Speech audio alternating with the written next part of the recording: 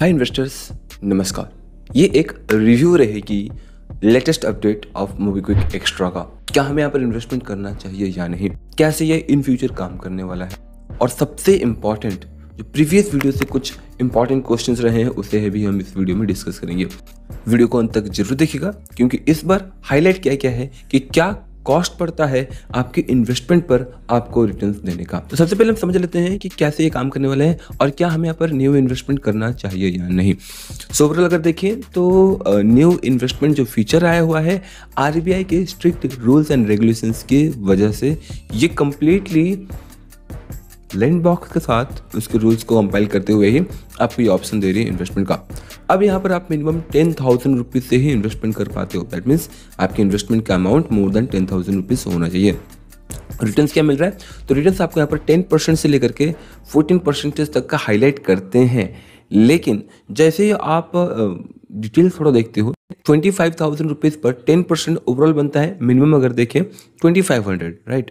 But जब यहाँ पर आपको देखने को मिलता है रिटर्न्स कितना मिलेगा, तो 2250 से लेकर के आपको मिल सकता है 2700 तक। बट हमारी यहाँ पर मिनिमम रिटर्न से 10% के हिसाब से 2500 होनी चाहिए थी, बट ये कम है। क्यों है, इसके पीछे मेजर रीज़न है कि शायद अभी आपसे एक ट्रांजैक्शन फीस एंड चार्जेस वगैरह भी ले सकती है, बट वो डायरेक्टली आपसे नहीं लेगी। मे बी आपको देखने को लगेगा कि ओवरऑल आपको रिटर्न्स मिल रहा है लॉन्ग रन पे, बट बिकॉज इनकी जो पार्टनर है लैंडबॉक्स, वो इनसे चार्जेस लेती है प्लेटफॉर्म फी या फिर कमीशन का, राइट, जो कि ये आपसे ही वसूल करती हैं।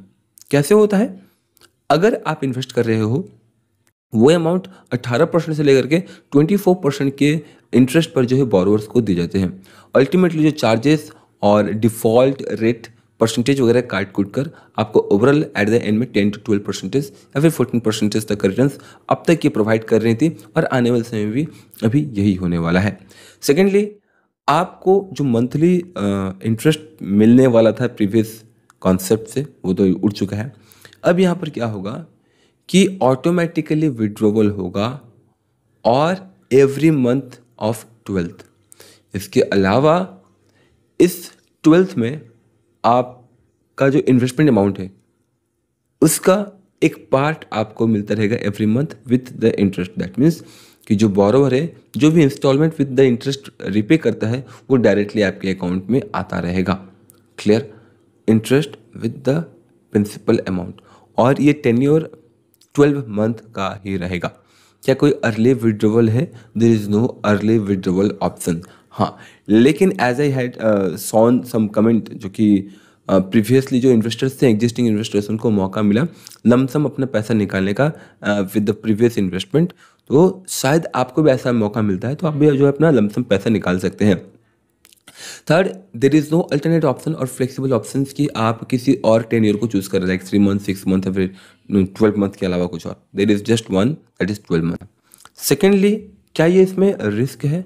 तो आज के टाइम पे अगर देखें काफ़ी रिस्क है। इन प्लेटफॉर्म पर भी रिस्क है और बोरोवर्स पर तो रिस्क होता ही है, जो भी हम उनको पे कर रहे हैं, बिकॉज ओवरऑल हमारा जो डिफ़ॉल्ट रेट है वो कैलकुलेट होकर ही हमें मिल रहा है, तो रिस्क तो है ही।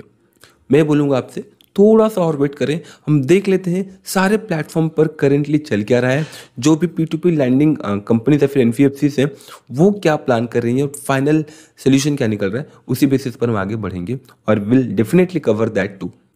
अब इसके बाद हम जान लेते हैं कुछ मेजर कंसर्न्स जो कि इन्वेस्टर्स का रहा है एज ए Q&A। ध्यान रखिएगा कि हम इन प्रॉब्लम के साथ ही साथ सोल्यूशन पर भी बात करेंगे। सबसे पहला, क्या हम अपना जो लमसम पैसा है उसे एक ही बार निकाल सकते हैं? तो बताऊं तो क्लियरली इसका कोई आंसर है नहीं, क्योंकि किसी किसी को ऑप्शन मिल रहा है लमसम पैसे वापस निकालने का और किसी किसी को नहीं मिल रहा है। कुछ इन्वेस्टर्स का रिटर्न्स लगभग 25,000 या फिर 2,000, 24,000 के आसपास ओवरऑल काफ़ी अच्छा इंटरेस्ट भी उन्होंने बना रखा था प्रीवियस इन्वेस्टमेंट के साथ, जो कि फ्लेक्सी इन्वेस्टमेंट था। उस इन्वेस्टमेंट के साथ उनका जो रिटर्न्स था उन्हें देखने को नहीं मिल रहा है। तो ये क्या होगा, वो कंबाइंड होकर के अल्टीमेटली आपका इसी प्रकार के इन्वेस्टमेंट पर जो है डाइवर्सिफाई हो जा रहा है, और आपका प्रिंसिपल प्लस इंटरेस्ट मिल करके ओवरऑल जो है आपको monthly as an installment plus interest आता रहेगा। और कुछ कुछ केसेस में मुझे ये भी देखने को मिल रहा है कि लोगों ने जो पैसा ऑलरेडी बना रखा था एज एन इंटरेस्ट, शायद वो भी पता नहीं ये दबा रखे हैं या फिर क्या किया मुझे नहीं पता, लेकिन हाँ इन फ्यूचर इसका कैलकुलेशन करके हिसाब किताब क्लियर करके आपको दिया जरूर जाएगा। थर्ड पॉइंट, इस बार इन्होंने without permission, without given any option, complete पैसे को अपने हिसाब से लोन्स में क्रिएट कर दिए। ये आपका क्वेश्चन था, राइट। लेकिन अगर हम ध्यान दें तो पहले से जब हम इन्वेस्टमेंट कर रहे थे तो वो भी आपने इन्वेस्टमेंट किया और वो जो है लोन के मूवमेंट के बेसिस पर जो है वो चल जाता था। पहले क्या होता था कि अगर आपने इन्वेस्टमेंट किया, ठीक है, और वो डिस्ट्रीब्यूट हो गया, इस बीच अगर आपको पैसे चाहिए तो आप जो विड्रॉ या फिर विड्रॉ कर पाते थे। अब यहाँ पर बिहाइंड द सीन क्या होता था कि आपका जो लोन है, जो कॉम्बिनेशन है, कनेक्शन है, उसे आपसे हटा करके किसी और को सेल कर दिया जाता था जो भी उसी अमाउंट के आसपास का इन्वेस्टमेंट करना चाहता है, या फिर मल्टीपल लोगों को, राइट। तो इस प्रकार से क्या होता है कि लोन सेटलमेंट जो होता है, मतलब आपका इन्वेस्टमेंट सेक्शन वो किसी और के साथ जो है शटल कर दिया जाता है, जिस वजह से आपको पैसा मिल जाता था। लेकिन आज के टाइम पर आरबीआई का ये रूल है, जो लेंडर है वो बोरोवर को देता है और वो बोरोवर का पैसा, उस बोरोवर का पैसा कंप्लीटली इस लेंडर को आना चाहिए। ये लेंडर का पैसा दूसरे लेंडर के पास या फिर बोरोवर का पैसा दूसरे बोरोवर के पास नहीं जाना चाहिए। ये कंप्लीट स्ट्रिक्ट आरबीआई के regulations and rules and regulations है। लेकिन अगेन कंसर्न बनता है कि मोबीक्विक को हाईलाइट करना चाहिए था, अपने इन्वेस्टर्स को एटलीस्ट बताना चाहिए था, या फिर उनको ऑप्शन जरूर देना चाहिए था कि क्या आप चाहते हैं इस इन्वेस्टमेंट के साथ कंटिन्यू करना या फिर फंड विड्रॉल करना चाहते हैं। That's a very important concern बोल सकते हैं। अब क्या कर सकते हैं इसके लिए? We can raise our voice. कैसे?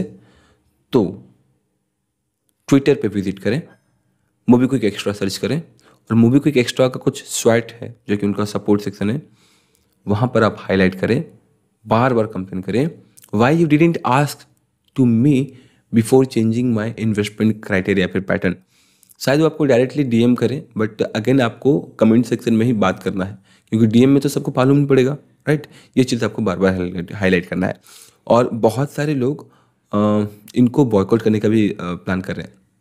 बॉयकॉट करने से कुछ फ़ायदा है नहीं, क्योंकि अल्टीमेटली हमें अल्टरनेट इन्वेस्टमेंट चाहिए, राइट। P2P लैंडिंग को अगर आरबीआई स्ट्रिक्टली रेगुलेट कर रही है, दैट मीन्स कि इन फ्यूचर ये और भी सेफर इन्वेस्टमेंट बनने वाला है, इन्वेस्टमेंट टूल बनकर आने वाला है। सो बॉयकॉट करने की कोई ज़रूरत है नहीं, बट हमें अपनी आवाज़ उठानी होगी। We have to show them कि कुछ भी डिसीजन लेने से पहले इन्वेस्टर्स को अवेयर या फिर इन्फॉर्म करना चाहिए, right. Go to the Twitter, मैं आपको वीडियो के डिस्क्रिप्शन में ट्राई करूंगा लिंक देने का, जिसके थ्रू से आप डायरेक्टली मोबीक्विक के ट्विटर हैंडल पर जा सकते हो और अपना कंसर्न रेज कर सकते हो। बट एट द एंड में अगर आप एक अल्टरनेट इन्वेस्टमेंट जानना चाहते हैं जिसके थ्रू से आपको ये रिटर्न्स और भी ज़्यादा एश्योरिटी के साथ मिल सके, तो आप इस वीडियो को देख सकते हैं, जहाँ पर आपको डिटेल क्लैरिटी मिल जाएगी। जय हिंद।